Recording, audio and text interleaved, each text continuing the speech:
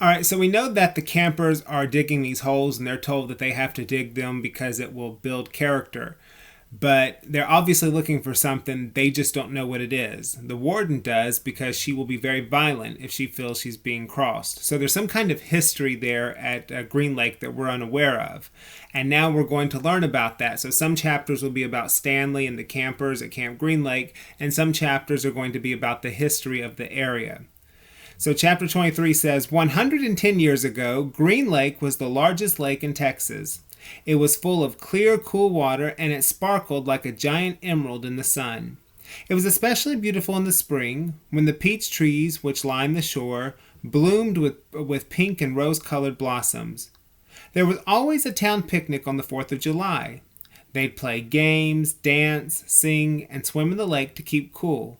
Prizes were awarded for the best peach pie and peach jam. A special prize was given every year to Miss Catherine Barlow for her fabulous spiced peaches. No one else even tried to make spiced peaches because they knew none could be as delicious as hers. Every summer Miss Catherine would pick bushels of peaches and preserve them in jars with cinnamon, cloves, nutmeg, and other spices which she kept secret. The jarred peaches would last all winter.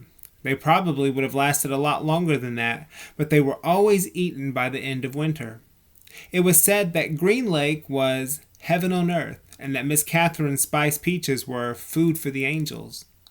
Catherine Barlow was the town's only school teacher. She taught in an old one-room schoolhouse. It was old even then.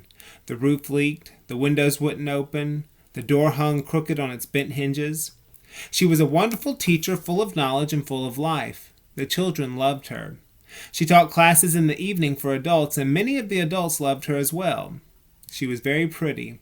Her classes were often full of young men who were a lot more interested in the teacher than they were in getting an education. But all they ever got was an education. One such man was Trout Walker. His real name was Charles Walker, but everyone called him Trout because his 2 feet smelled like a couple of dead fish. This wasn't entirely Trout's fault. He had an incurable foot fungus. In fact, it was the same foot fungus that 110 years later would afflict the famous ball player Clyde Livingston. But at least Clyde Livingston showered every day.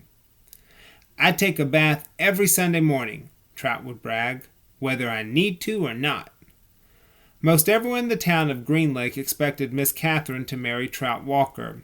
He was the son of the richest man in the county. His family owned most of the peach trees and all the land on the east side of the lake. Trout often showed up at night school, but never paid attention.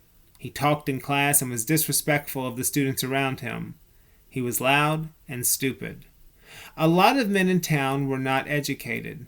That didn't bother Miss Catherine. She knew they'd spent most of their lives working on farms and ranches and hadn't had much schooling. That was why she was there, to teach them. But Trout didn't want to learn. He seemed to be proud of his stupidity. "How'd you like to take a ride on my new boat this Saturday?" he asked her one evening after class. "No, thank you," said Miss Catherine. "We've got a brand new boat," he said. "You don't even have to row it." "Yes, I know," said Miss Catherine. Everyone in town had seen and heard the Walkers' new boat.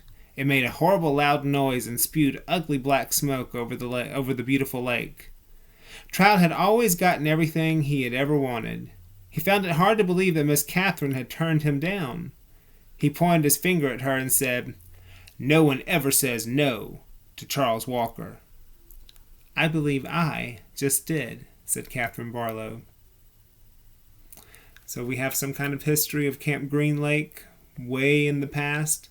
And somehow, by reading these chapters mixed in with Stanley's story, we're going to figure out what exactly is going on at Camp Green Lake and what they're looking for.